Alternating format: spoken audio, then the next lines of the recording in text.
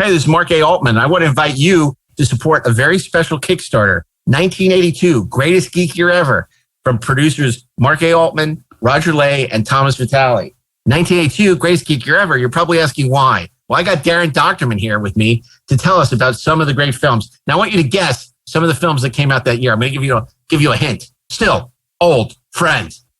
Tron. No, God, dude, that was one of the films, but that's not the one I'm talking about. Okay, you managed to kill just about everyone else, but like a poor marksman, you keep on missing the target. Conan the Barbarian. No, that also came out that same year. Oh, God, you've never listened to me before, Crom. Okay, you're making this really, really difficult. I don't have any quotes from Time Rider, the Adventures of Lyle Swan. What about this? You're not a replicant. Oh. I came across a turtle on a road. You turned it over. Okay, that's The Thing.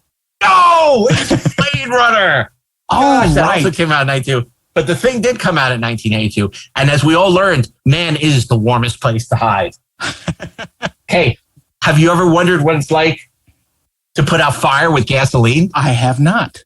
Do you know what movie that's from? The great David Bowie sang the song. Oh, it's... I have no idea. Cat People. Oh, Cat People, right. Cat People, Paul Schrader's remake of Cat People, 1982. With Nastasia Kinski. Exactly. And John Hurd and Malcolm McDowell, who fans of this podcast may know played Sauron. Sauron? You mean Soren? Yeah, that's who I mean. He played Sauron, the Lord of the Rings. Let me try a few more because you're not doing very good at this. Okay. This house has many hearts. Oh, that's that has to be Star Trek 2. No! That's Poltergeist! God! I thought you were a Trekspert. Well, I There's am. no line like that in Star Trek 2, The Wrath of Khan. I'm pretty sure there is. It's when Savick comes out of the turbo lift and says, "This house is clean." Okay, I got one last one because I don't have anything from the Atomic Cafe or Missing. Oh, I have something from the Atomic Cafe. Duck and Cover. Duck and Cover. That's true. Very good. That also came out in 1982. And I'm going to give you one last thing. Okay. Silver Shamrock. Silver Shamrock. Oh, E.T., the extraterrestrial. Oh, it's Halloween 3, Season of the Witch. Oh, my God. Gertie, you could do better at this than you can. This is terrible. Mark, I'm pulling your leg. I knew all of these. I just wanted to have a little bit of fun because all of these movies came out in 1982. The greatest geek year ever. Indeed, they did. And if you want to learn all that is learnable, know all that is knowable in 1982, and have a great time doing it, check out our documentary on Kickstarter starting June 4th, the anniversary of Star Trek II and Poltergeist release, through the end of June, and support this Kickstarter. I hope you'll join me in making this really special documentary. I fell in love with the movies in 1982. I want to celebrate it, and I hope you'll help us do that by supporting 1982, Greatest Geek Year Ever, with an exclusive logo from Mike Akuda. If you're a fan of the 430 movie, you'll love Best Movies Never Made, hosted by myself, Josh Miller. And Steven Scarlatta, where we explore some of the greatest movies never made, like E.T. 2, Johnny Quest, Beetlejuice Goes Hawaiian, and Halloween 3D. New episodes available every other Monday, wherever you listen to podcasts. If you're a fan of Inglourious Treksperts, you're going to love Treksperts Briefing Room, a new series. Briefing Room? What is that? I was about to explain, then you interrupted me. Sorry. It's curated audio commentaries of classic Star Trek episodes, from the original series all the way through Enterprise. You're going to love it as we explore the behind-the-scenes making of all these wonderful Star Trek episodes with cast and crew that you would never expect to hear doing audio commentaries on Star Trek. Sounds like fun. It will be. And you can find it on the Inglourious Treksperts podcast feed and on the new Treksperts Briefing podcast, wherever you listen to podcasts. Let's go see what's out there.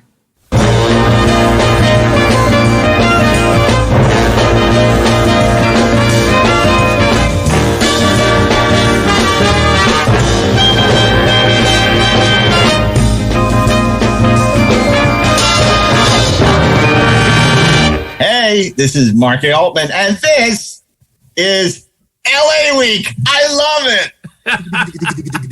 Welcome to the 4:30 movie with your favorite 4:30 movie host, Mr. Monday.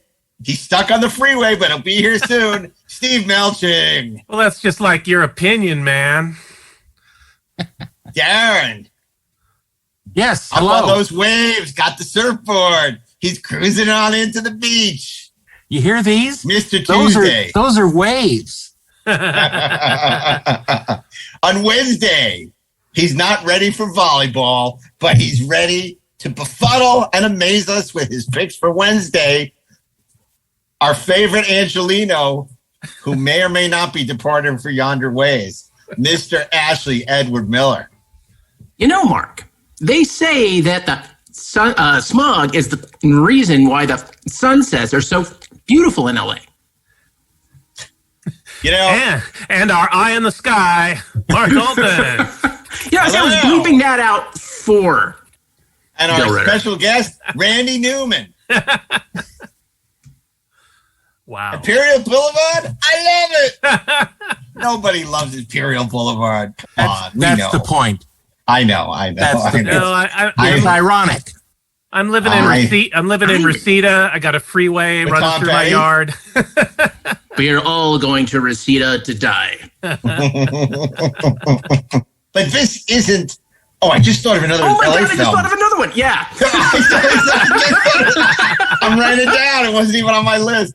It would be on no one's list, except maybe Ashley. Okay, so last week we did New York week. Great week, great picks. You know, New York. Obviously some very erudite, smart, intelligent, cerebral, classy, funny, awesome pick. Right? I wouldn't go that far. New York, Okay. New York. That toddle in town. Indeed. Great city of the world, followed closely by Paris. So now we come to Steve. Chicago is the toddle in town. By the way. So at the very end of the podcast, Darren says, "Well, next week we should do Los Angeles." Now that was not the plan, but when Darren speaks, people listen, just like E.F. Hutton. So we immediately decided Just it like was Lauren time.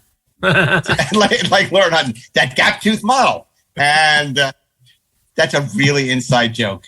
When we were doing Free Enterprise and we were talking about who would play Marlena, Rob and I were thinking of Barbara Luna. And Bill Shatner goes, "Who is that gap tooth model? I think she'd be good." We're like, "Lauren Hutton?" He goes, "Yes, can you get her?" Anyway, apparently we couldn't. Gap tooth model. It was Deborah Van Valkenburg from The Warriors. The Warriors. Okay. Last Wednesday's pick.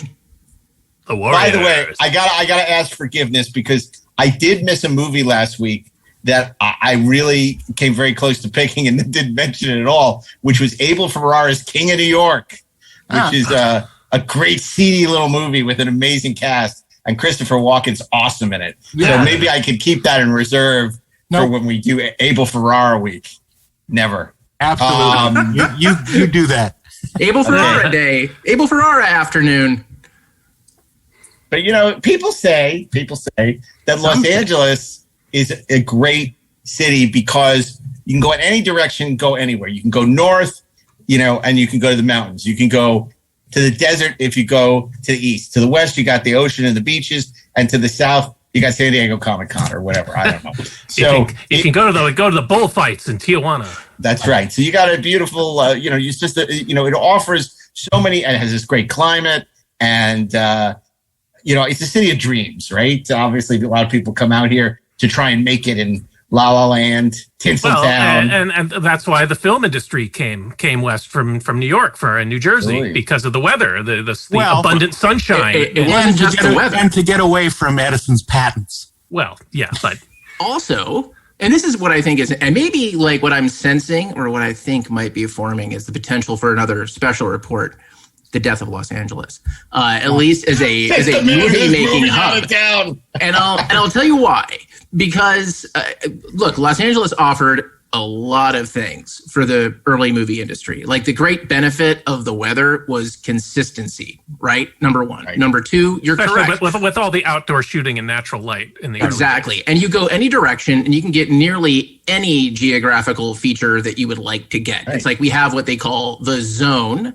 And the short version of that for our listeners is the zone is basically like a certain distance. Paramount is the center of it, right? No, it's your production office. The what? It's your production office. Is it just your production office? I thought it was Paramount. Like, was literally the middle. Like, they measured out 30 miles. I thought it was 30 miles from Hollywood and Vine. Okay, that makes sense too. That might be. What it tells you is that within 30 miles of LA, you can hit almost anything, right? And you can do that at a cost. But what's happening now is we see lots of production moving to other places simply because there's tax credits, there's all of that, but the world has become smaller, right? It's you can get the weather you want. You can get the location you want. There are now crews of an LED screen. Right? But there are crews that are available. There are only crews in LA. Like that isn't true anymore. But there is still something about Los Angeles that feels special. Like you can tell when something that is supposed to be set in LA is actually happening in Los Angeles. I think it's like New York in that way. There's a certain vibe to it that's very special and very particular, and you can't fake it in freaking Vancouver. Like trying to fake, New York for Toronto for New York. Yeah, you can't. Not quite. You can't throw up an establishing shot of LA where you see the beach or the Hollywood sign, and then be in Vancouver and try and sell it as Los Angeles. It doesn't work. And they did a yeoman's job on the Cobra Kai series by shooting a few days in Los Angeles and shooting the rest of it in Georgia, right? Atlanta? Yeah. Something like that. Georgia's on my mind. Like they actually did a really great job of that. I was pretty fooled. But it's like they said a lot of it in what's his name? Daniel's house is supposed to be in Pasadena. So right. Like that's kind of not as LA as the rest of LA. But yeah, it's hard, man. Look, it's an interesting point, and obviously it's cheaper to shoot a lot of other places. And for a while, LA wasn't very film friendly. They've really, over the last couple of years, added a tax credit, tried to be more film friendly. So in a sense, some films are coming back, but on some TV, but a lot aren't. So I mean, that's interesting that you say the death of California, death of LA. I feel like we missed a critical window to keep more film production in LA when Arnold Schwarzenegger, of all people, was governor, when all this runaway production was happening. Like, why didn't Arnold use his muscle to keep more production? Because you really see Louisiana and Georgia become, sort of dominant. And New York, and New York has been very aggressive, even though it's very expensive to shoot in New York. North Carolina. They offer a lot of incentives. North Carolina for a while, yeah. For a while, obviously Detroit for a couple of minutes, and then they screwed that up. So, but it's fascinating, and then Canada offers a lot of production incentives, which is why so much still shoots up there. So but when we talk about great LA movies, I think we're also talking about the stories, stuff that's uniquely Los Angeles. I mean, I know that like we all come from different places, and yet we have some very uniquely California traditions, like when we used to play volleyball every week, where we'd go to the beach, and actually play volleyball by the waves, and then we'd go have our margaritas afterwards and our nachos. And it was a very LA, California kind of thing to do. And we can still do it on occasion. We just don't move as quickly. Slower. There's nothing like an LA movie premiere. It's always fun to go to a big Hollywood movie premiere. I've been to a handful, not a huge amount, but I've been to a few, and they're really fun. I think I Once Upon a Time in Hollywood captured that well. Like, they're just sitting in a restaurant, and there's a sense because the Klieg Lights is this big premiere going on down the block, and it's like for a porn movie. It's just like, because all around LA, you're always, even if you're not going to the big premieres, then you're driving by big premieres. I mean, it's so funny because when I think of, some of the big premieres I went to, it's all horrible movies. Batman and Robin and The Phantom Menace and, stuff like Generations. Just like, I can't really think of like great movies that I would. You're like the harbinger of awful. I know. It's just, but no, I guess, really. I mean, I went to the premiere of all the Hunger Game movies and the Expendables. Wow, man. Which was actually kind of fun. The actual premiere was better than the movies because, everyone was there and they all introduced the movie, so that was like more entertaining than the actual. All of those movies not made in Los Angeles. Yeah, made in Bulgaria. Exactly. It's true. It's like the very first, this is, I don't know, man, what this is going to sound like. The very first premiere I went to was for Agent Cody Banks. And I remember standing on the corner across from God damn it. Now all of a sudden I'm blanking. The theater with the little tower in Westwood. The Fox. Thank you. Village. And it was a whole throng of kids who were there and they were yelling for Frankie Muniz. Goes to Hollywood. Hilary Duff. And our agent said to Zach and I, he's like, you know what, boys? He said, none of these people are here for you, but this is your moment. Enjoy it. And he was so right. There's something that's magical about it. And then getting yelled at by Keith David was good. But I remember going to a premiere at that theater in 1989 for Batman. And I was there with a group of people from USC, and we weren't invited. We just climbed up on the roof of the theater to watch the arrivals. And, there's Jack Nicholson and there's, all the big movie stars. It was a massive premiere. I don't think I've ever seen Westwood more crowded. They had those balloons hovering overhead from the parade sequence at the end. And then the LAPD got on their bullhorns. You on the roof.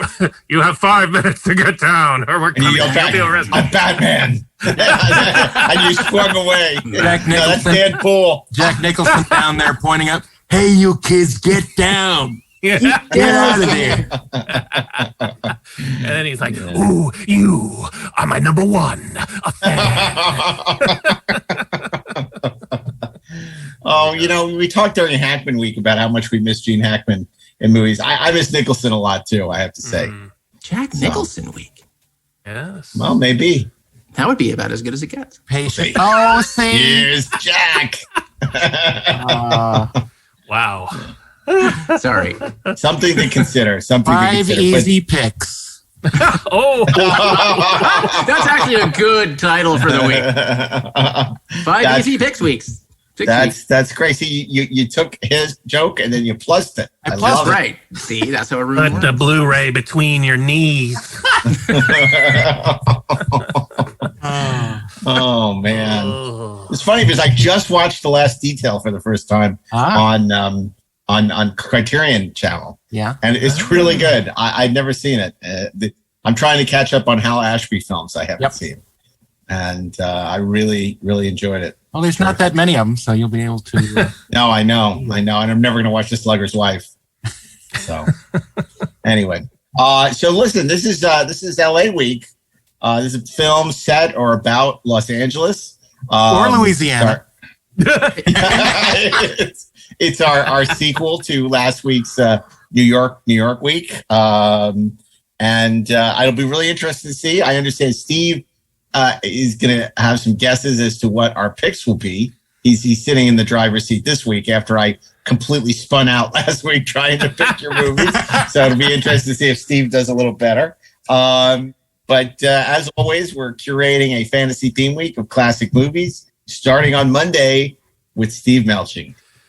Well, I sound like a broken record when I say this, but this was a tough week, and much like New York week, when I made my list of movies set in or about Los Angeles, we'd already picked probably 24 of them in previous episodes of the 430 movie, and I decided to disqualify them from my picks.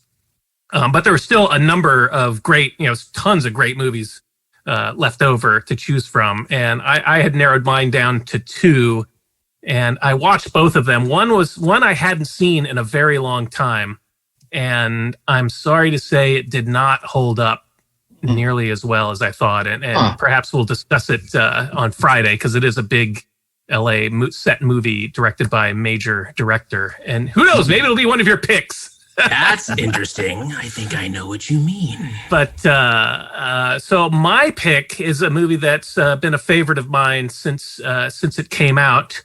in 1997. It's a film that was based on a short film that the director made when he was in high school. And he remade it, or expanded it and rewrote it and turned it into a feature many years later. PHX 1138. Into a sprawling Robert Altman-esque epic about the porn industry. And of course, I'm talking about Paul Thomas Anderson's Boogie Nights. Everyone's given one special thing, right?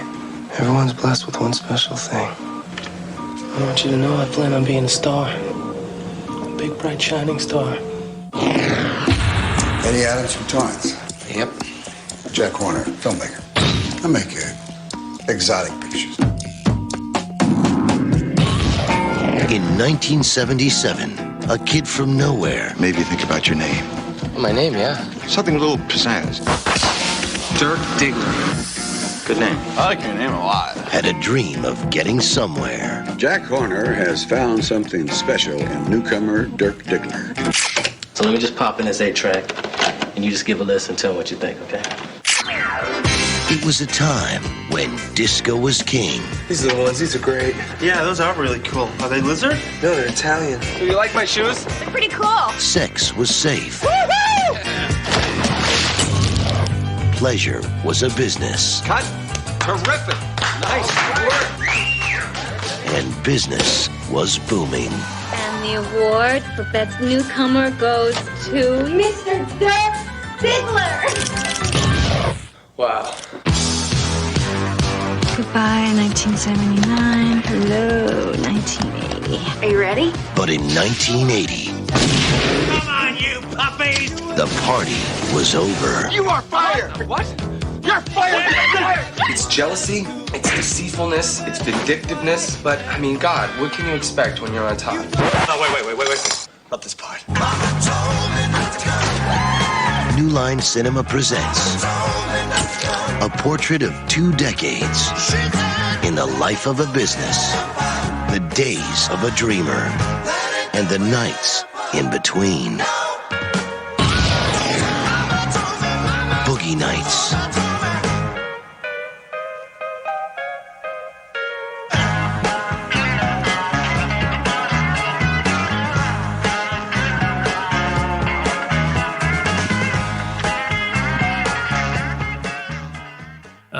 Shot all over LA. It's a very Los Angeles movie, or that specific slice of Los Angeles culture, the Porn San Valley. Fernando Valley porn industry. Yeah. And I'm sure most of our listeners have seen this movie. If you haven't, I think it's a really terrific sort of rise and fall story, no pun intended. With a great sprawling cast of actors, including Mark Wahlberg, Julianne Moore, Burt Reynolds, Don Cheadle, John C. Reilly, William H. Macy, Heather Graham, Philip Seymour Hoffman, Alfred Molina, Ricky Jay, Luis Guzman, Philip Baker Hall, and Bob Ridgely. Paul Thomas Anderson made a 30-minute short version of this on VHS when he was in high school here in Los Angeles, and actually Bob Ridgely was in it. He played the Colonel in Boogie Nights, and he played Jack Horner, the porn producer, in the short version. And the short version is fascinating. You can watch it on YouTube. And all the pieces are there. It's about Dirk Diggler. It's called the Dirk Diggler story. Right. And it was a mockumentary on the John Holmes story. Right. And Dirk Diggler's in it, and Reed Rothschild, and it's basically follows the same trajectory of Boogie Nights, except in the short film version, Dirk Diggler actually becomes a successful rock star from the Touch, and that only makes his drug addiction worse, and he ultimately flames out and ends up making low budget gay porn and dying of an overdose at the end, unlike the feature the question film. is an overdose of what? But this was a movie that was made for New Line on a $15 million budget and made over $40 million worldwide, a modest hit. It got Oscar nominations for Burt Reynolds and Julianne Moore and for Anderson's screenplay. It won Burt Reynolds a Golden Globe. And it was interesting because apparently Burt Reynolds fired his agent after he saw the film and claimed for a time that he was mortified by being in this terrible movie. But he won all of these awards and got all these nominations for it. And in later years, he denied ever having said anything of the sort.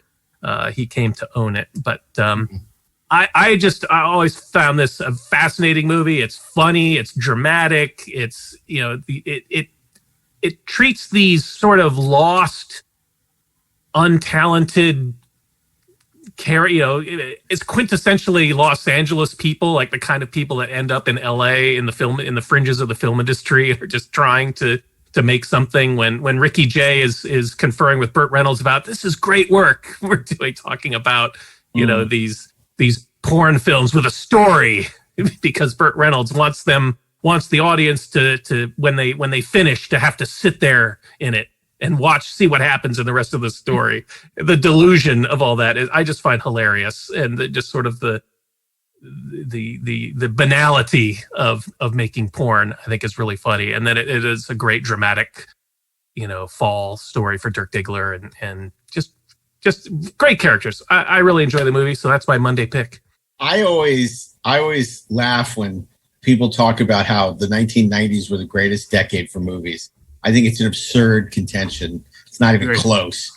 But I would argue that if the 1970s were the great era of New York filmmaking, then you could make a case that the 90s were a great era for Los Angeles filmmaking. I don't mean movies made in Los Angeles, but what we're talking about here are films about Los Angeles. Because you have obviously, that gives me another idea. So we'll be talking about a lot of other films, but Boogie Nights was a part of this, a huge part of it, and you can't judge it by its box office. It's an extraordinary film. Yeah. Just a really great film, brilliant performances, beautifully shot, a fantastic pick. And the even if the soundtrack that he puts together, the music is terrific. Great. Michael Penn did the underscore, and it's my personal favorite of Paul Thomas Anderson's movies. Yeah, me too. And let's remember that Paul Thomas Anderson grew up in the Hollywood milieu because, of course, his dad was our favorite voiceover artist in the 70s and 80s, Ernie Anderson, who did all the ABC shows and, Star Trek, The Next Generation. Absolutely. Tonight on our all-new Star Trek. Code of Honor. Yeah.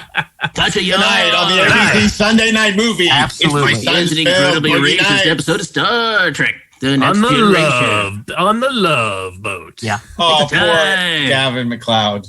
Yeah. Yes. Let's raise a glass to Gavin MacLeod. Yeah, absolutely. Oh, yeah. Cheers. Yeah, I got to pour out a 40 for Gavin MacLeod. Exciting and new. Come aboard. We're expecting you. Boys, I need to make a confession. Yes. I've never seen Boogie Nights. I have never watched Boogie Nights. You are loving me. Oh my God. I do. I have no explanation for how I missed it.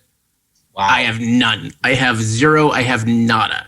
I can't justify myself on this one. Right? It's like you would think, like, oh yeah, of course Ashley saw Boogie Nights like 1,000 times. Right? Because it's like, you would think, like, I'm like a functional times. Rob Burnett. How could I not have seen? Well, don't make jokes like that. There is no functional Rob Burnett.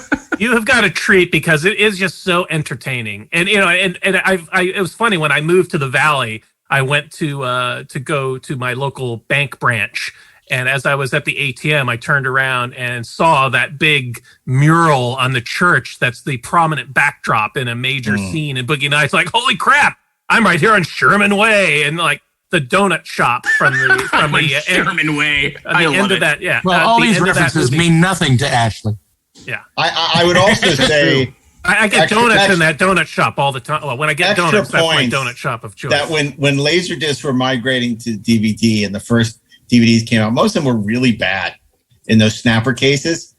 Boogie Nights came out very early in the DVD era, and that was one of the great DVDs of the early DVD era.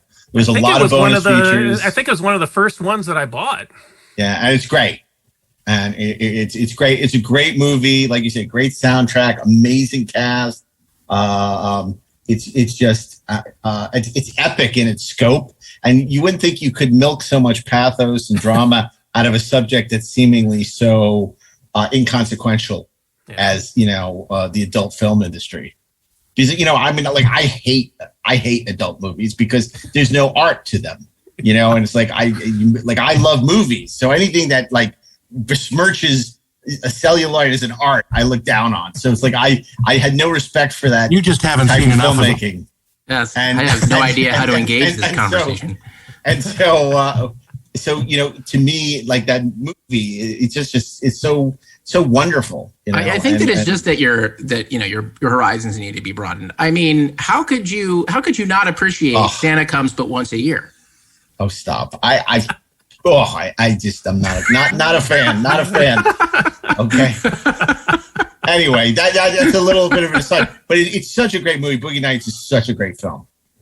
And Ashley, you need to run, don't walk. It's going to go on my list of my shit. Move it to the top of the list. How about it? Yeah, we should program? I need to watch week. That should be shit Ashley needs to watch week. Yeah, that would be a great week of the show, and we'll just program all these movies. So okay. Anyway, great pick. So that brings us to Tuesday and Darren Doctorman. Yes, Tuesday. Well, you know what? I'm interested to see if Steve will have predicted this. I don't think he will have. I don't think so. I think you got a crafty look in your eye. I don't think I got it. I wish we had Anderson again. I wish we had the match game music. Anderson goes L.A. That's a lot like the Boogie Nights music. A little bit. Look, L.A. is always at least in movies, they are usually surrounding the company town that LA is, or at least used to be. It used to be the hub of the motion picture industry. And there are so many stories here that you could write a book about it. Mark? Oh, yes. An oral history of Los Angeles. Fantastic. See, now we're back to porn. But it has a great history throughout the silent era in the 20s and into the sound in the 30s and 40s, the so-called golden age of Hollywood. And then later on where it changed and became corporate, and then it became crappy. So it's a full journey from cradle to grave of an industry. But one of the films that I found seemed to happen in the wrong time. When this came out, this story didn't seem to be old enough to have perspective on it, or it just seemed completely wrong for the time that it came out. The Taking of Beverly Hills? No. What? In Beverly the late Hills Ninja? In late 1976. This film came out, which was an adaptation of F. Scott Fitzgerald's novel, directed by Elia Kazan, starring Robert De Niro and Tony Curtis, and it's called The Last Tycoon. This is you. Now, she has 2 dimes, a matchbox, and a nickel. She leaves the nickel on the table. She puts the 2 dimes back into her purse. She takes the gloves. They're black. Puts them into the stove. Lights a match.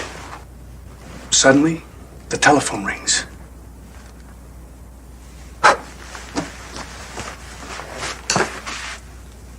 She picks it up. She listens.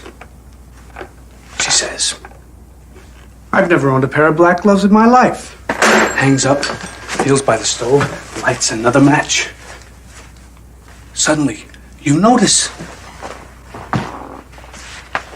there's another man in the room.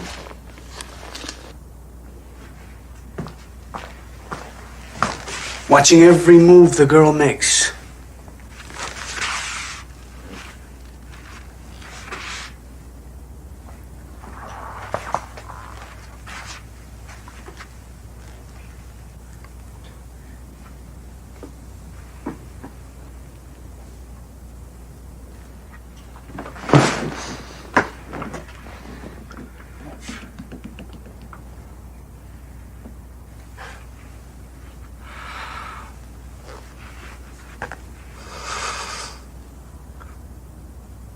heavens. I don't know. I was just making pictures. What was the nickel for? Jane, what was the nickel for? The nickel was for the movies.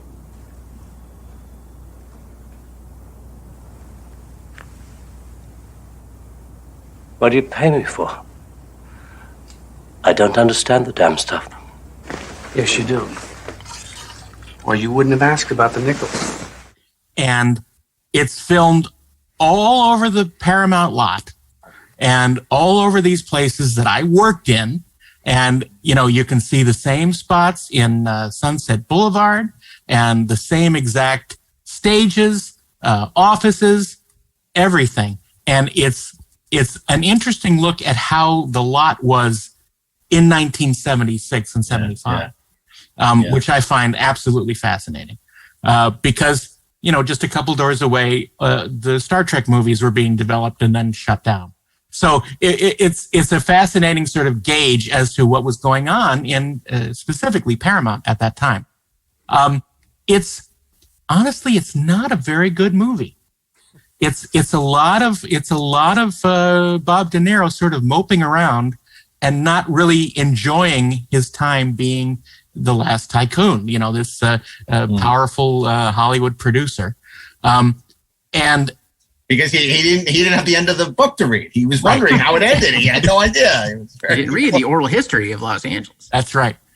But it's really fascinating because it's sort of, you know, because it's F. Scott Fitzgerald, it covers a time in Hollywood where things were still very embryonic. And the industry was just sort of developing and stretching its legs and getting its power and getting its corruption in line. So it's a fascinating tale of this 1970s perspective of a 1930s story, which is a really strange mix. And De Niro just seems like kind of off kilter. He's doing another movie while everyone else is sort of trying to do another one. But it's fascinating. Me? You pitching me? Yeah, right. Are you pitching to me? Are you pitching to me? Midnight, all the agents. But it is an interesting watch. It's fun to watch, as I said, all these locations, these real Los Angeles locations in the movie. And you know, it's nice to see sort of a mix of the old and the just becoming new in the cast. So that's my pick. So when you said that, I started laughing. This has nothing to do with anything. But you know that Vin Diesel sketch from Saturday Night Live? You know, oh my God. The movies, the popcorn, the cup holders, the movies. You said the way you said it. It's a view of the movies. Yeah, that's right. Me and Vin. We're like, this is me. That was a funny skit, and it was like the last skit of the season. And it was like only funny sketch that whole episode. I liked that episode, but I thought that was super funny. That was Anyway, that's a really interesting pick and very unexpected. Was it, Melching? Was it unexpected? What was your pick for Darren? My picks were too obvious for Darren, so my first one. Again, we had already picked it before. So my backup picked it. Also, I can't see. What is that? Also picked. Bowfinger. Also picked. Did you pick Bowfinger? Yeah. I didn't have that listed as having been picked. Certainly talked about it. We talked about it on just because it had a clip from the original Star Trek doesn't mean he automatically picks it. He's not that. You know what? I do have a when you brain said of my own. 1976, I thought you were going to go Shampoo. Well, that's me too. Although wasn't that 75? Shampoo what? Oh, was it 70? Yeah. Yeah, because it was all, you know, during the Nixon. Yeah. But yeah, Shampoo's a good one too. But not my pick. Not your pick. It's John Peters' pick, but it's not your pick. Okay. So that's a great pick, unexpected. But you know what's great is we talk about, you know, Los Angeles is a town that is not very good about preserving its history. And the way the history of Los Angeles is preserved is through movies. Right. So, you know, Darren's pointing out, like in Last Tycoon, it's all the stuff that's you can't see anymore. That's why people go to all these other cities like Winnipeg to shoot period LA, because you can't really shoot period LA in LA because there's so little left of the period. Yeah. It's all turned into mini malls and shopping malls and, apartment complexes. And it's really sad because a lot of other cities preserve their history, and Los Angeles up until recently has never been very good about doing that. Yeah. Okay. But there are some gems. There's so many movies were filmed in LA, and there's so many things that you could still go see, like The House from Double Indemnity, or I used to live right down the street from the Music Box Steps from Laurel and Hardy's famous short, The Music Box. Well, one of the great tragedies, of course, and I'm not going to go off on a complete aside here, was the destruction of Bunker Hill in downtown to build office buildings, because Bunker Hill was the site of, literally hundreds of classic films, mostly film noirs, but a lot of other films. And it had this amazing character, and it became, over time, seedier and seedier. And in order to build the freeway, the 110 and these office buildings, they leveled the mountain, to create, Bunker Hill. And it completely changed the topography of Los Angeles. That's when the Great Order came. Don't shoot until you see the whites of their eyes. No, it wasn't. That was the other. Well, at least Angel's Flight is still there. Yeah, but not in the same place. That's why LA is such a crazy place. It's like, they put it back because it was made famous by the funicular, by the movies, but they couldn't put it in the same place. So where it actually served a purpose, because at Bunker Hill, it would take people up and down now it the goes hill. Nowhere. Yeah, now it goes nowhere. It's just for the tourists. It's a ride. Yeah. It's so bizarre. This is such a bizarre city. Anyway, that brings us to Wednesday and Ashley. Okay, I got my picks locked in for Ashley. My guess is locked in, so we'll see. You're targeting computers off. Why? Yeah, guys. I've got a lot of mixed emotions about Los Angeles this week for reasons very well. And something that has been on my mind about Los Angeles quite a bit in the last couple of weeks has been how Los Angeles is really a city, at least in our industry, it's a city made up of people who are not Angelinos. It is a city of people who congregate here for a purpose. Again, at least in this industry, we're all outsiders to one degree or another, and you can't really talk about. That was Matt Dillon. Yeah, right. No, yeah, and he was Pony Boy. Wait, was he Pony Boy? Yeah, he was. You can't really talk about Los Angeles or the Los Angeles experience, at least again in this context, unless you're talking about what it's like to be somebody dropped in the middle of this from the outside. Now, in my own case, look, man, I had a life before I came out here. I had a job, I had a career. I had like a whole plan, dude. And a lot of crazy crap happened that landed me here back in 2000 with suddenly a job in this industry, right? And it was such a culture shock in so many ways. It was unlike anything I'd ever experienced. And I'll be honest, like I fell in love with LA because of how different and strange and weird this city is. Now, look, as with anything, like, sometimes, it just kind of wears off. It was great in the beginning, baby, but now I don't know if you're doing it for me anymore. But again, to me, like finding my pick was really about finding a movie that expressed like that relationship with LA, what it was like to be that guy. And the movie that I picked, I think is best exemplified by this quote from the lead character talking about this city when he said, "It's literally like someone took America by the East Coast and shook it, and all the normal girls managed to hang on." My pick is Shane Black's 2005 comeback opus, Kiss Kiss, Bang Bang. Give me the gun. No, give me the bullets. gotta be fucking kidding. We're gonna stand right here and wait for the police. Ma'am, drop the gun. No. We didn't do anything. We are not dangerous. Drop the gun. Hey, lady, gun is not loaded. Richie, no! Richie!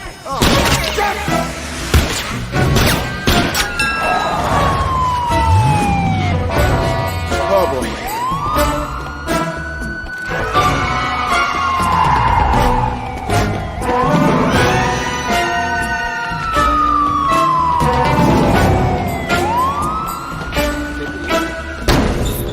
Jesus.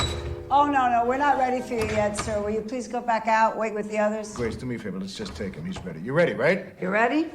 Okay, come on. You know the setup? Got any questions? He's got no questions. Look at him. Let's go. Come on. Let's read. Where is he? Where's Raphael? Where is he? Where's...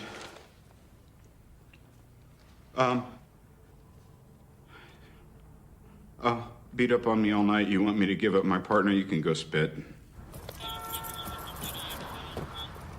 Quit acting like the good guy, jerk off. You got your partner killed. He was in over his head. You knew it. You may as well have pulled the trigger. You killed him. No, I didn't kill him. He wanted in. Why? I didn't want him to come in on it. He insisted. I said, you gotta stay at home, but he doesn't listen to me. He's such a stupid son of a bitch. I killed him, didn't I? Oh, fuck. This is my fault. I'm sorry.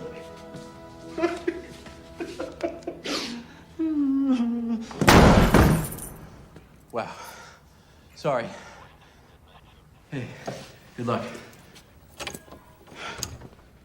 See, this is what I'm talking about. Old school method. Studio. Brando, put this in the pouch to LA and get me Gay Perry. Now, before I go on, Steve, how did you do? I'm wondering if we had done the show a year ago, if I would have been closer. So my picks were wrong. My number one pick for you. Oh, that was an interesting thought, dude. Repo Man. I thought it'd be. That was nearly my pick. That was also nearly my pick. Except I'm in this very specific place. Now, here's another thing that's important about Kiss Kiss Bang Bang. Now, look, it's great, right? Like, it's a great script. It's incredibly smart. It's incredibly funny. It's Shane Black dialogue. It is dependent on understanding LA as an outsider, right? Harry Lockhart, played by Robert Downey Jr., is a criminal who accidentally gets sent out to LA to screen test for a movie. He gets caught up in, film noir-esque shenanigans with Val Kilmer and Michelle Monaghan, and it's kind of awesome and violent and cool and fun and Captain fucking Magic, okay? It is Shane Black at his absolute best, with that, when I think of him, I think of just his crackling writing, his amazing dialogue, his sense of how to tell a detective story, a great cop story. That's all on display in Kiss Kiss Bang Bang. And what's really amazing about this movie, originally entitled You'll Never Die in This Town Again, which I think is a terrific title. It's a better title. It's a better title. Yeah. Is why it came to be. When Shane Black first emerged on the scene as a screenwriter, he was l'enfant terrible, right? He sold Lethal Weapon for, at the time, this obscene amount of cash. And it's a great script, dude. But it was almost unique in the way that he spoke to the reader, right? He would just kind of take little asides. He would talk to the reader as the writer, which you were never supposed to do. And he did it anyway. Any rule you can think of as a screenwriter, Shane Black broke. But here was a guy who had stuff on his mind, right, as a writer, who created characters who had issues. There were other movies I could easily have spoken about that Shane Black wrote. One of them was almost my pick, but because of what I was trying to do here, I didn't pick it. We might talk about it on Friday. Who knows? I don't think Mark will pick it, but he might. Regardless, Shane had an amazing career, and then it stopped, right? As with anything else. But Hollywood loves a comeback. Hollywood gave him one. He had this amazing relationship with Joel Silver. Yeah. And Joel Silver gave him the opportunity to direct this script that he had written. And Shane went out and he made a casting choice that I think has changed the face of film and changed this industry completely forever, or at least for the near future of the next decade. He made a casting choice nobody else would have made that that had he not made it, I think the landscape of the studio system would look very different than it does today. He cast Robert Downey Jr. as Harry Lockhart. Harry Lockhart. Jesus Christ, why can't I say Lockhart? Maybe it's the Harry. I don't know, man. It's the vowel sounds. Ask an actor. At the time, Robert Downey Jr. was uncastable, right? Because of carrying the insurance for the man. Because of the concern that you wouldn't finish making the movie, that he'd go to jail, that he'd get high, that he wouldn't show up, that he wouldn't say his lines, that he wouldn't do the things that you needed your leading man to do. People forget how far down Robert Downey Jr. had gone by this point. Yeah. Totally. He was in jail. Yeah. He was in actor jail and jail. Yeah. Yeah. Right? Wasn't he breaking into people's houses and falling asleep? He was down so far that they forced him to play Charlie Chaplin. Right, that's how far down he was. But there was another guy who had fallen from a great height. Yeah. And look, it was insane to cast Robert Downey Jr. But the fact that he did, it put Shane back on the map. It put Robert Downey Jr. back on the map. And Val Kilmer. But the guy who changed movies was Robert Downey Jr. because had he not done Kiss Kiss Bang Bang, he would not have done Iron Man. Yeah. And I don't believe that Iron Man with almost anybody else cast in that role would have been the same film. I don't know that it would have been as successful. And I think, that the domino effect of that is significant. I don't know that the MCU would exist in the way that we understand it. It might not even exist at all. Yeah. And all of this comes back to a little movie that was originally called You'll Never Die in This Town Again. Now, look, again, it's fun, it's funny, it's cool, it's smart. It's this meditation on what it's like to be an outsider coming to LA and what a strange town it is and how everybody is so weird and how everybody is kind of an import but they all kind of live in this land in their own little head. But it's this great, beautiful little detective story that appeals to me on every level. It speaks to me on every level. And to me, it exemplifies a lot of what Los Angeles is, a lot of what the experience of what Los Angeles has been for me for the last 20 years. Well, I think that's an extraordinary observation, actually. And I think you're right. I would not debate you on that. That is wise. Because I think it's extremely well taken. I personally prefer The Nice Guys to Kiss Kiss Bang Bang, which I think is terrific. I just like The Nice Guys more.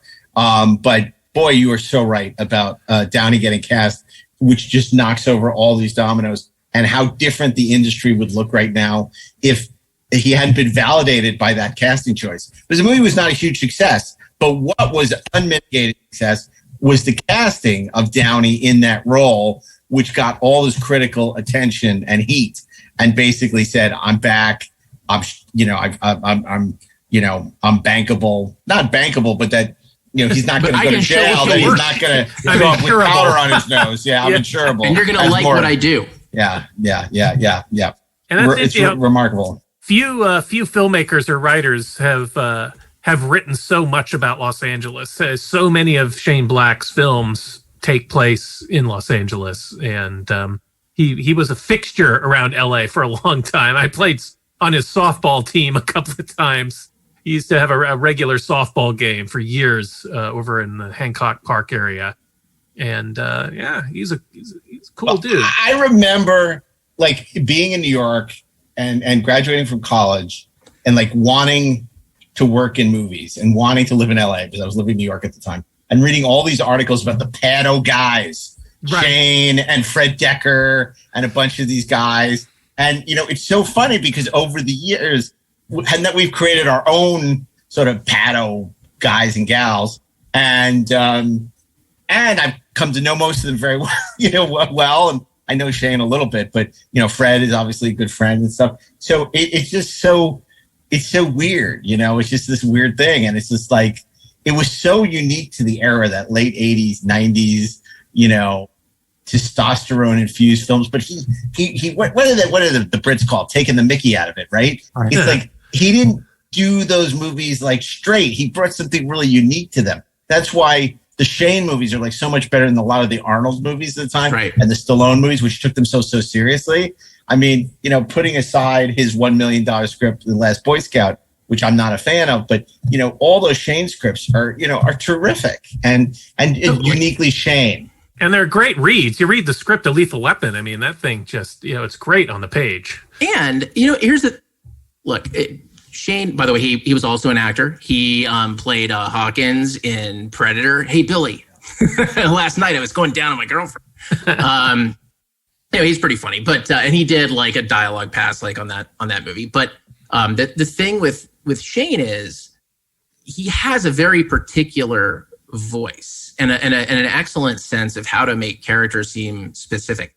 It's funny you mentioned the Last Boy Scout. Actually, not the last. I was thinking the Long Kiss Goodnight. Sorry, the Long Kiss Goodnight.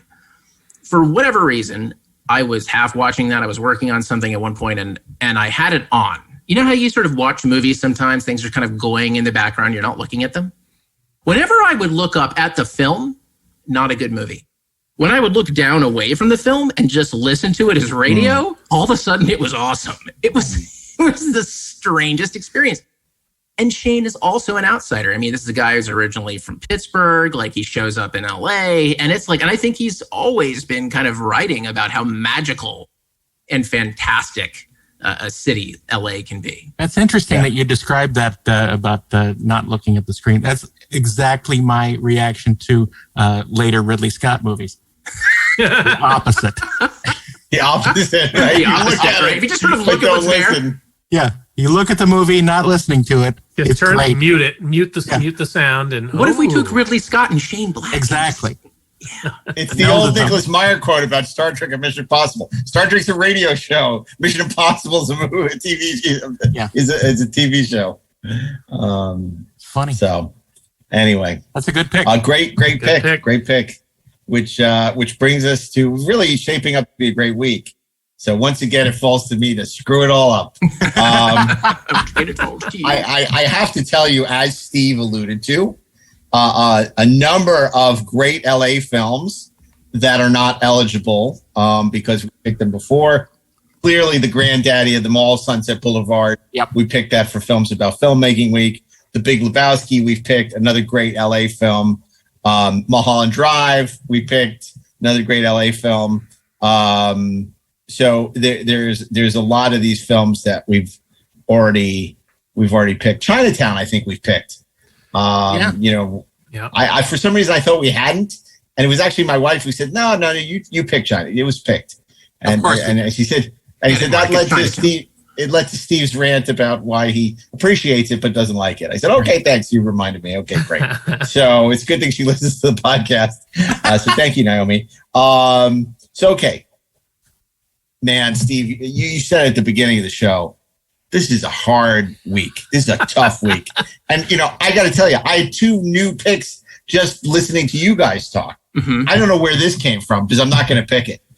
I almost did, but I thought it was an Ashley pick. Strange Days. Oh, yeah. A movie that doesn't get any love. Catherine Bigelow is produced by James Cameron. Can't get it on Blu-ray. You can barely find it on DVD. Terrific movie. So good. At least I remember it the last time I watched it being terrific. No one liked it except us. I watched it a couple of years ago, and it held up nicely. Yeah. I think it's part of the problem is the VR technology, sort of looks crude, love that. The thing is, it looked crude then. Yeah, that's true. That's true. So I was thinking about that as my LA movie, which I wasn't, which I didn't have on my list. I still remember when they filmed that because they had this big party scene in downtown LA with all ththese Klieg lights going that I could see from my apartment like all these lights like shining up out of downtown LA. Like, what the hell? And then, I'm thinking, well, do you go with a movie that has LA in the title? Do you pick LA Confidential? It's right there in the title. It says LA. Louisiana Confidential. and look, I really like LA Confidential, and I'm sure it will find a home on the show at some point, but it ain't going to be today. Because it really comes down to two movies for me. The first, which I alluded to, I think what Steve did when we mentioned Angel's Flight. This movie featured Angel's Flight fairly prominently. Of course, I'm talking about the great film noir Kiss Me Deadly. Mike Hammer. There you go. Yeah. Oh, look, that was one of my picks for you that I lost. If only that hadn't been my number 2 pick. You say City of Angels, I'm out of here. But I'm still impressed. I'm still very impressed, Steve, that you called that. But you're right. I mean, look, it's a great movie. It goes nuclear. And it just great performances. Ralph Meeker, Cloris Leachman, the late Albert Decker. From you, of course, Ashley, I know you loved him in The Wild Bunch, Straight Back to Yuma. But it really, it's a terrific movie. It's a great travelogue of Bunker Hill. You really see a lot, with the Wilshire Corridor. It's a terrific movie, and it's a seedy little movie. I remember seeing it for the first time in college. This movie's like seedy and awesome. And I love me those kind of movies. But my pick, because I don't think of LA as seedy and disgusting, even though it is. It's the same way I romanticize New York all out of proportion. I tend to think of LA as sun-kissed skies and palm trees and burnt orange sunsets. So my pick for Thursday is Tequila Sunrise. The federal government swears you're doing business in here. I'm not here or anywhere else, and you couldn't catch me if I was. Try the sandbags. Well, what do you think? What do you think's going on here, Well, Nick? maybe there's something you don't want me to know about. How are we treating you this evening, Mr. McHusey? What is it, Nick? You need some chapstick or something? Because your lips keep getting stuck on your teeth.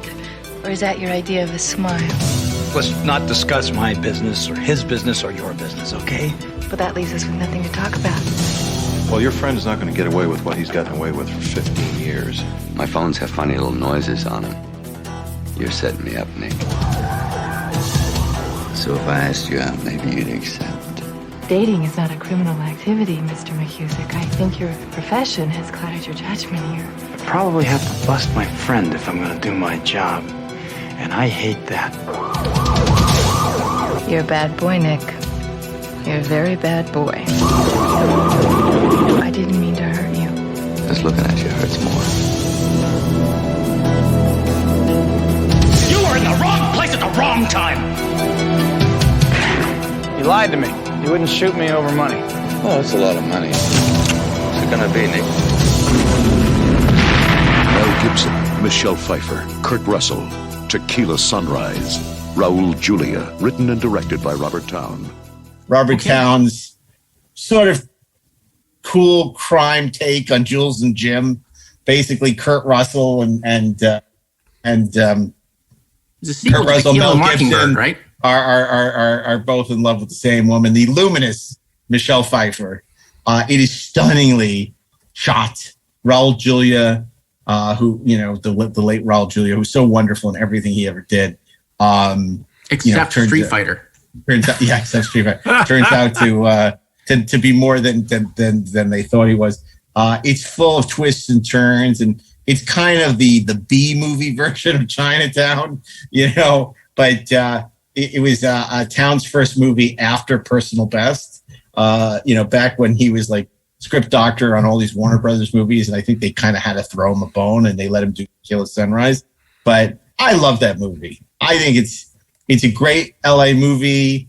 I know that a lot of people say, "Oh no, To Live and Die in L.A. is a much better LA movie, and it has LA in the title." Right. But I prefer if I'm on a desert island and I can take Tequila Sunrise with me or To Live and Die in L.A.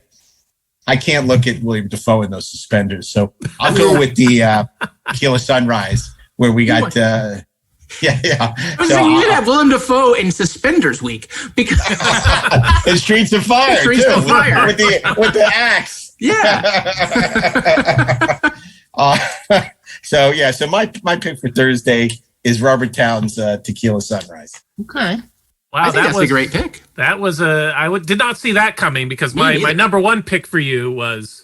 Wow, that's so funny you say that because that's my number one pick for Friday. And of course, Steve, and for those of you who aren't watching on the Electric Now app, just held out a sign that said "The Long Goodbye," directed by my namesake, no relation, Robert Altman. Yeah, I wish. I love that freaking movie, Elliot Gould and The Long Goodbye. It's a great Philip Marlowe movie. It's a great sort of deconstructivist, kind of version of those classic 40s film noirs. And it uses LA in such a great way. And it really is one of Robert Altman's more watchable movies. It's more in that MASH school than, Dr. T and the Women. Yeah, exactly. Or Pret-a-Porter. Although he also did the Player in Shortcuts, which would be great for this week. Mm-hmm. But given a choice of the three of those, I would certainly push for Long Goodbye. It's I funny. think is great. You're talking about Robert Altman because my runner-up film was Shortcuts, which I remember really liking when it came out, and enough that I bought the Criterion Laserdisc for like $125. That was a pricey box, I remember. And so I bought the Criterion Blu-ray and watched it the other night, and it did not hold up at all for me. I found it really boring and rambling, and I remembered almost none of it. It was shocking to me how little of that movie stuck with me after all these years, and it was a real disappointment because it, with the pedigree of Altman and what a cast. I mean, just an incredible cast. It was a real product of its time. It's a very 90s LA kind of movie. Same way Grand Canyon was, even though I think that was probably the late 80s. Hey. The Lawrence Kasdan movie. Yeah. Nobody say Crash. Nobody's saying Crash. Good. You know what I am saying, Ashley? You're so money and you don't even know it. Yeah. And of course, Swingers. I'm talking about the great Doug Liman movie from the Brain Trust. Yeah, I know. Of Jon Favreau and Vince Vaughn. It had a huge influence on Patrick Van Horn. Would it be insane to suggest that Free Enterprise is a pretty good LA movie? You could make that case given the fact that we put out of business literally 10 different LA landmarks from like Blade Runner to God, it's unbelievable. Everything we touch dies. But we're catching up. But Swingers was a tremendous influence, obviously, on Free Enterprise. But it really captured, I think, our life in LA at the time. Absolutely. Oh my God! I lived in that neighborhood. Like I knew those people. Those type of people at that time in the early '90s in LA. And we'd go occasionally to the Dresden. Absolutely. And the Dresden was across the street from my bank. It was super close to where you used to live in Silver Lake. Yeah. And House of how many Pies. times did we House of Pies? Did we all pull into a parking lot in formation like they did, coming into like Lola's or wherever if we were driving to a movie theater or Toys R Us? So I mean, Swingers has a very special place, I think, in all our hearts. Absolutely, because we were contemporaries of those guys. And in fact, we later got to know them a little bit because, of course, Patrick Van Horn was in Free Enterprise, and we went to a couple of parties with Vince and with those guys. We probably should have spent more time with Jon Favreau, but you chose badly. But Swingers was the original title of Free Enterprise was Trekkers, right, which tells you a little bit about how we saw that film. But I said it says a little bit what that pedigree was. Yeah, no, absolutely. But Swingers is a wildly entertaining and delightful film. I was pleased. I rewatched it 2 or 3 years ago, and it held up really well. Yeah. It held up very well. But my second choice was in the vein of Kiss Kiss Bang Bang, of outsiders, fish out of water in LA, was Beverly Hills Cop. Oh, that's a good choice. Wow. Did we not pick Beverly Hills Cop? No, we just talked about it. No, I didn't either. I love Beverly Hills Cop. Banana and tailpipe. Yeah, exactly. I think it's a wonderful pick. It's super funny. And, people forget it's like 48 Hours. It's not just a comedy. I mean, Beverly Hills Cop is pretty intense the first 30 minutes when in Detroit. And even then, it works as a thriller as much as it works as a comedy. Right. Totally. And the third act is 100% back into that vein. It's Martin Brest directed it, who did Midnight Run and Son of a Woman. But it totally like holds up. It's a great little movie. Like, again, it's like if it had the impact that Kiss Kiss Bang Bang it had unexpectedly, I probably would have picked that. Get Shorty. Great pick. Great. That was my son's pick, actually. I asked him, what did you pick for LA Week? And Isaac said, Get Shorty. Isaac said, Get Shorty? Yeah, wow. He said Get Shorty. Did he also say, they say the fucking smog can reason the fucking sunset? There's fucking beautiful in LA? He didn't say that, but he picked it. He said, I said, what would you pick for LA Week? He goes, Get Shorty. He said, you should pick that. I'm like, Let me run down the movies that we've already picked that are LA set. Have Blade Runner, Encino Man, Blade Runner, Big Lebowski, Once Upon a Time in Hollywood, Chinatown, LA Story, Mulholland Drive, Sunset Boulevard, Double Indemnity, Nightcrawler, Heat, Reservoir Dogs, The Karate Kid, Drive, Die Hard, Ed Wood, Terminator and Terminator 2, Bill and Ted's Excellent Adventure, and Who Framed Roger Rabbit. Once Upon a Time in Hollywood. Die Hard's not an LA movie. No, it's not. Just ask Steven D'Souza. It's a North Pole movie. So you know what we didn't mention? It's funny because last week I picked After Hours, but there's the LA version of After Hours, Into the Night, which is Into the Night, yes. Which is a great Goldblum. John Landis directed, Jeff Goldblum, and a luminous Michelle Pfeiffer. Absolutely, it's Michelle Pfeiffer week. Well, you know what? And occasionally pantsless. Occasionally pantsless Michelle Pfeiffer. Pantsless Michelle Pfeiffer week. It also has John Landis and Steven Spielberg. And who are the other directors in it?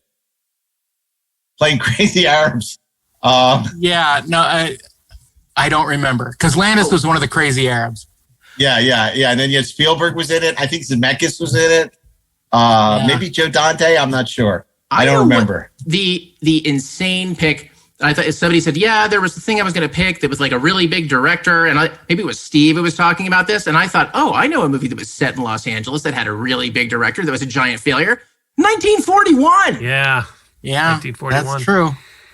That's true. Well, I got two movies that I think you guys probably won't like. Let me Darren, I've been trying to get this in for 10 minutes. Go ahead. One of the films that I watched when I was at SC in early 86, across the street at the University Village Cinemas. And I went to see probably 3 or 4 times. And I wouldn't have done this unless it was the only thing playing. But it was Paul Mazursky's Down and Out in Beverly Hills, which I really grew to love. I think it's great. It's really weird. And, Nick Nolte is probably the best I've ever seen him in it. He does a great turn as a homeless person and it's completely believable. I prefer him in Ang Lee's Hulk. No. I was going to say, he also comes off as a homeless person in Ang Lee's Hulk. That's a great pick. It really shows an idea of how LA was in the late 80s. And it gives you a taste of what the idle rich were like, supposedly in a movie setting, and I just found it very entertaining. And Richard Dreyfuss is at one of his most agitated, but it's great. And of course, Bette Midler plays his wife, and she's great. She's crazy in it. Yeah. Well, here's an out of the box pick. I don't know if it's really out of the box, but I just dig it. But sometimes I forget it exists, then I remember it, and I'm like, oh yeah, I love that movie. The Limey. Yes. Oh, that was on my list. Yep. That's a great pick. It's on my list too. Steven Soderbergh. It's just awesome. It has Terrence Stamp doing his best. Stamp, right? That scene where he just walks into the warehouse. You never knew you wanted. And you just hear all the gunshots, right? And then shit happens, and you're staying. It's one shot. You're just on the warehouse Well, everything is happening inside, and then he just walks back out. Walks out into close-up. Oh, so great. Terry, I'm coming for you. I'm coming for you. So I'm going to put myself... And then he goes out... Go ahead, Darren. I'm putting myself in the Ashley position. I've never seen the Limey. Oh, dude, you got to see the Limey. You would love the Limey, dude. It's so great. Good. I don't doubt Terrence Stamp, it's kind of like this Get Carter thing in L.A. Yeah. And Terrence Stamp like goes out, and they use footage of Terrence Stamp from 30 years earlier, and then... With Peter Fonda, right? Yeah, with Peter Fonda. And he goes out on the porch of like one of these great Hollywood Hills houses, you know, and this bodyguard comes up to him. He just throws him over the fucking side. And he awesome. It's like a patio with like a swimming pool cantilevered over a hillside. It's because people aren't, you know, it's like this old guy, this old crazy guy. So the thing, and the guy from Vanishing Point is in it. Barry, not Barry Nelson, Barry. Anyway, the guy from Vanishing Point is in it. But it's such an homage to like old 70s revenge thrillers, but it's done in sort of this non-linear kind of very Soderbergh way. And in fact, it's on iTunes in 4K, but there's no 4K disc. I have the DVD. Now I have the DVD of it. It has a great audio commentary track. Yeah, by Lem Dobbs and Steven Soderbergh. Oh, it's so juicy. Oh, it's so good. It's really good. Terrence Stamp is awesome in it. And the luminous, what the hell happened to her, Bridget Fonda? Yeah. Totally. What happened to her? By the way, another LA movie, Bridget Fonda. Jackie Brown? Jackie Brown. Yeah. Yeah, but didn't we pick that for Quentin Tarantino? Maybe we did. We might have. But I love Bridget Fonda was like the it girl in the late 80s, early 90s. Absolutely. She was great. She married Danny Elfman, is she married to? Really? Is it? Is it? Really? I'm pretty sure she's married to Danny Elfman. Now I'm going to Google I don't know. You better Google that. Google that shit. We need to mention our friend Dan Weber's favorite film of all time, Miracle Mile. Yeah, Miracle Mile. Yeah. Oh, wow. well, shit. As long as we're going there. Yes, it was Danny Elfman. She's been married to Danny Elfman for almost 20 years. Wow. Oh, Volcano. Yes. Yeah. Okay, and now after Isaac said Get Shorty was his pick, Naomi said her pick was Night of the Comet. Okay, see? Yeah. Which means we could also pick the Omega Man. Yeah, that's right. The Omega Man. Oh my God, dude. That's true. It opened all kinds of possibilities. And speaking of Dan Weber, his son, his oldest son, has gone through a phase where he is now a huge fan of Boys in the Hood. Well, there you go. Really? Which is a great LA movie. John Singleton. Menace to Society. By the way, Repo Man. Yes. Which was your pick for me, which was nearly my pick. Yeah. And I would say, I know you guys will hate these picks for Friday, but I'll mention them anyway. Mank, which I think is a great LA movie, and so is La La Land, which I love. I love it. And I'm not embarrassed Jesus to admit Christ, I love La La Land. I love La La Land so much. Not as much as Scott Mance, but I love it, and I'm not embarrassed to say. It's charming. And I don't even like musicals, but I love that. I'm with you. I would add Good for Fast Times at Ridgemont High. Oh, Sure. Mr. Hand. And But Valley it's not Girl. so much about LA Of course it is. as it is about high school. Of course it is. Well, in that case, though, LA High but where's Well, this then leading Valley us but Girl. to Valley Girl? Yeah. Yeah. Yeah, that's Or more about LA. on that, now that we're talking about malls in Los Angeles, Commando. Yes. Oh, jeez. Yeah, I mean, but then a lot of it takes place We in San picked Marcos, Commando, though. so- Commando Oh, was yeah. my pick for Guilty Pleasures. That's the movie where Arnold goes without underpants. You know, I'm going to say, Steve, you might have seen this. The I think a Commandalorian. great pick for a great pick for Friday is the wonderful documentary "LA Plays Itself." It's Oh, a yeah. 4-hour documentary about movies that were shot in LA, and it had a tough time getting a distribution because I think they used a lot of clips that they didn't clear. But I saw it at the Cinematheque, and it's just fantastic. And it really is a great overview of all the movies and the history of LA through movies. I'm a huge fan of the documentary.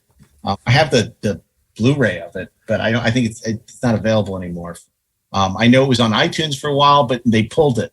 So They pulled it. There's Point Break. What? Mm-hmm. I caught my first tube today, sir. Speed. Yeah. Absolutely. yeah, about the perils of mass transportation in Los Angeles. That's right. That's right. There's tons of great Hollywood movies like Singing in the Rain and The Bad and the Beautiful, which we've picked, but we picked those. Rebel Without a Cause. Yep. Yeah.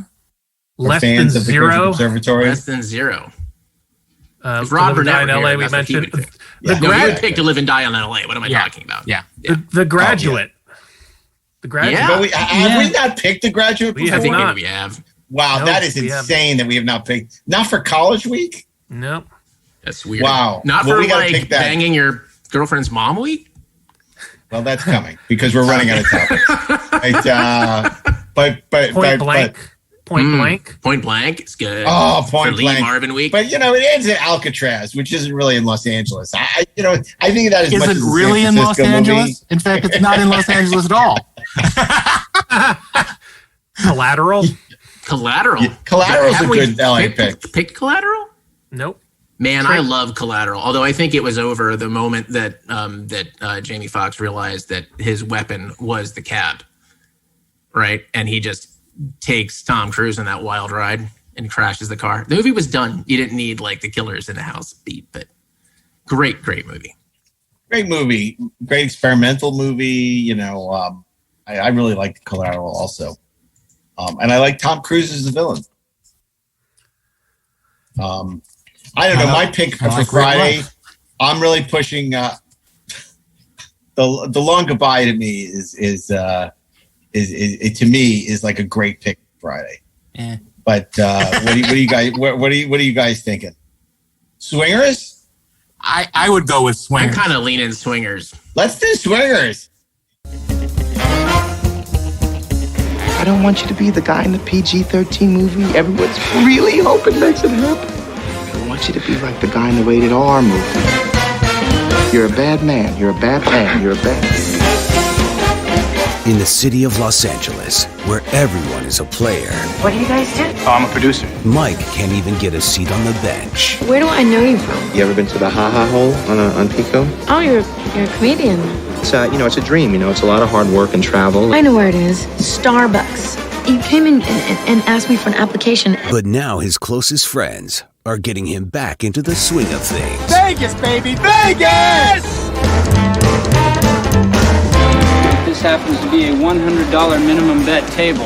Perhaps you'd be more comfortable at one of our lower stakes tables. How you ladies doing this evening? What do you drive? Cavalier. It's a nice touch. So how long do I wait to call? 2 days is like industry standard. Well, how long are you guys going to wait to call your babies? 6 days. Miramax presents the film that had an entire country on its feet. You know what, big boy? You're grown up! Hi, this is Nikki. Leave a message. Hi, Nikki, this is Mike again. I just called because it sounded like your machine might have cut me off when I...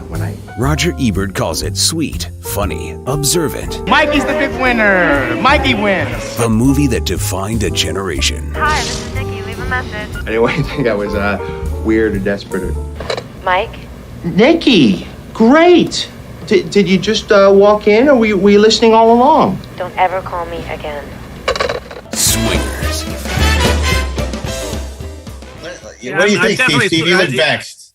Well, I until you mentioned it, when you mentioned LA Plays Itself, I thought, interesting. I know, right? But I don't think they'll go with us on that. Swingers is such an entertaining movie, and it captures LA, a very specific time in LA so well. It really embodies LA, so I could definitely be on board. And Darren hasn't seen the Limey. Otherwise, I'd push for the Limey. Mm-hmm. You have to see the Limey. It's so great.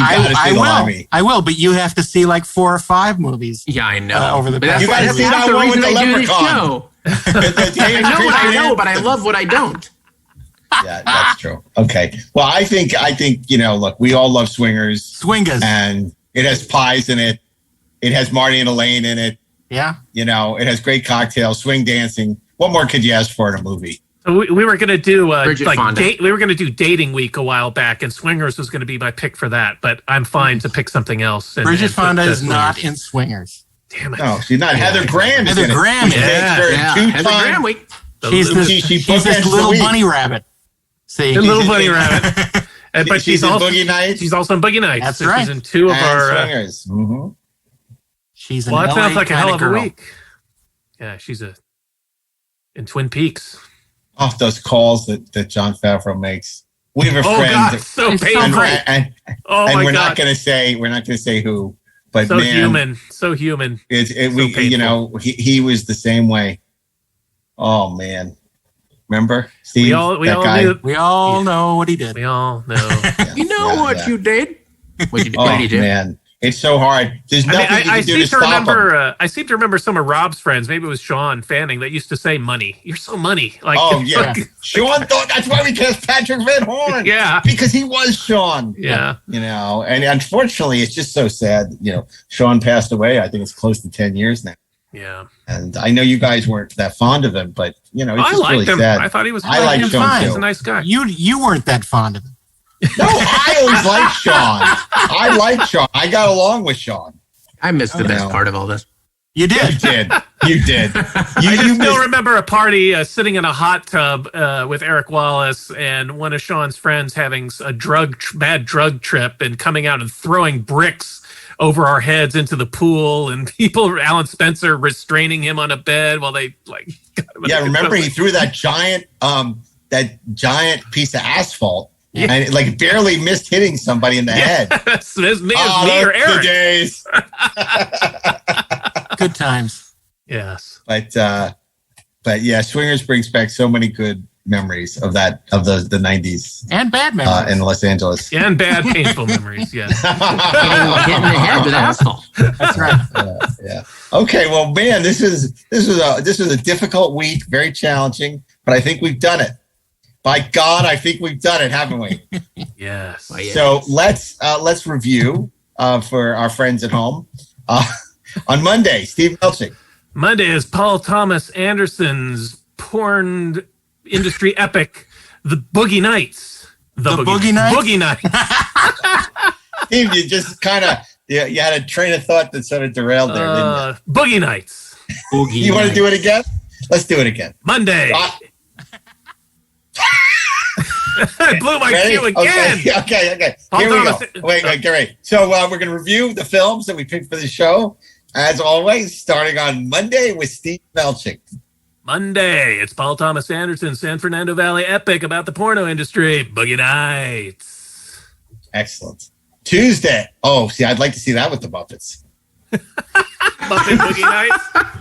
I'm gonna be a great big star, great big shining star. Wow. Oh my God. Okay. Miss Piggy is Julia Moore? I don't know. Oh God. Tuesday, it's Darren Doctorman's pick. Tuesday, it's Elia Kazan's The Last Tycoon.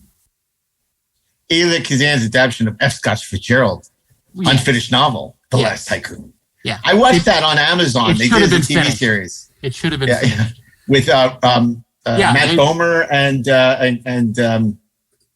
the guy from Frasier, Kelsey Grammer. Yeah. And it started out really good, and then it went downhill. Goes right into the dumper. Yeah. Okay, Wednesday, it's Ashley Edward Miller. On Wednesday, Shane Black and Robert Downey Jr. are the comeback kids in 2005's Kiss Kiss, Bang Bang. On Thursday, it's Robert Towne, turned director and writer, Tequila Sunrise. And coming to you on Friday. This pick is so money. And you don't even know it. It's Swingers. Who directed that? Doug Liman. That was directed, Doug Liman. Because we always say it's, Toby Hooper. Toby Hooper's Swingers would be insane, dude. Because Spielberg would have to come in and finish it for him. Right. Ouch. The stories about Swingers are wild. And it's amazing that they've all gone on to such huge success. Since then. I mean, all of them. I mean, Lyman, Favreau, Vince Vaughn. Vince Vaughn isn't doing really much anymore. Yeah, but he was doing fine for a while. He was doing okay. He's making his mortgage payments. Let's put it that way. He was in one of the worst. He could make our mortgage payments too. He was in one of the worst Jurassic Park movies ever, and that's saying something. He was also in the remake of Psycho. Oof. Oh, okay, never mind. So, big hole there. That's quite a week. Great in Made. We could do Vince Vaughn week. Oh, Made. Made was good. Yeah, Made is good. So, what city are we doing next week? Indianapolis? It's Vancouver week. Vancouver week. Movie shot in Vancouver. That are supposed to be somewhere else. It's Vancouver 4 week. Oh my God. Well, we'll figure out what next week's going to be, but we want to thank you for listening to another episode of 430 Movie. And as always, if you can't get enough of this gang of misfits, you should check out Ashley and Steve on our sister podcast, Cartoon Barroom, a very animated podcast about animation and cartoons. And if you're a fan of Star Trek, and who isn't, listen to Inglorious Trexperts and the Trexperts Briefing Room with Darren and myself as we talk Trek every Friday. And don't miss The Best Movies Ever Made with Steve Scarlatta and Josh Miller. You can also watch all these shows on the Electric Mail app. Download it today, and you can stream all these shows and watch them. Or you can listen to it wherever you get your podcasts. Of course, we'd like to thank Bill Ritter and Mark Rivera, our fantastic sound engineers, our associate producers, Zach Ragetz and Peter Holmstrom, as well as Natalie Miscali, our producer, and Dylan Middlebrook, our video producer. So thank you, everybody. Couldn't do it without you guys, and we're very, very grateful. And if you want to follow us on Instagram now, 430 Movies now up on Instagram, and it's being curated with some wonderful photography. I don't know if you guys have been looking, but there's some great stuff up on the Instagram feed. Really fun stuff. And of course, you can also follow us on Twitter and Facebook at 430 Movie Podcast. So check that out as well. So until next week, on behalf of Steve, Darren, Ashley, and myself, Mark Altman, Eyewitness News starts now. Hate New York City, it's cold and it's damp, and all the people dressed like monkeys. Let's leave Chicago to the Eskimos. That town's a little bit too rugged for you and me.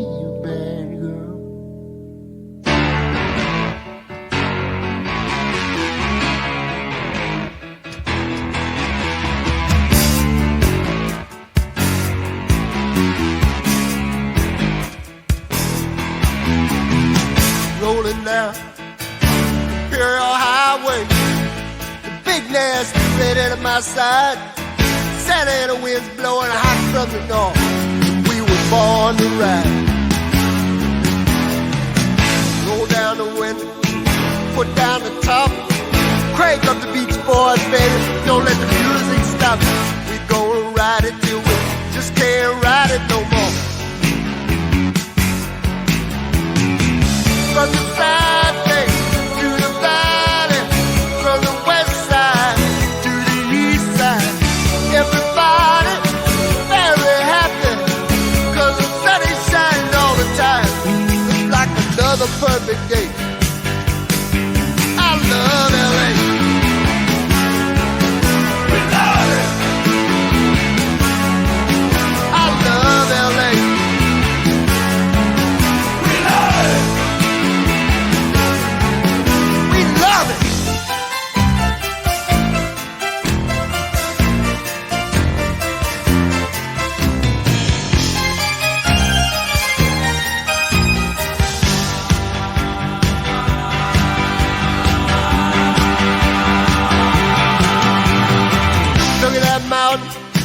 Look at those trees. Look at that bum over there, man. He's down on his knees. Look at these women. Ain't nothing like them nowhere. Century Boulevard. We love it. Victory Boulevard. We love it. Santa Monica Boulevard. We love it. 6th Street. We love it. We love it.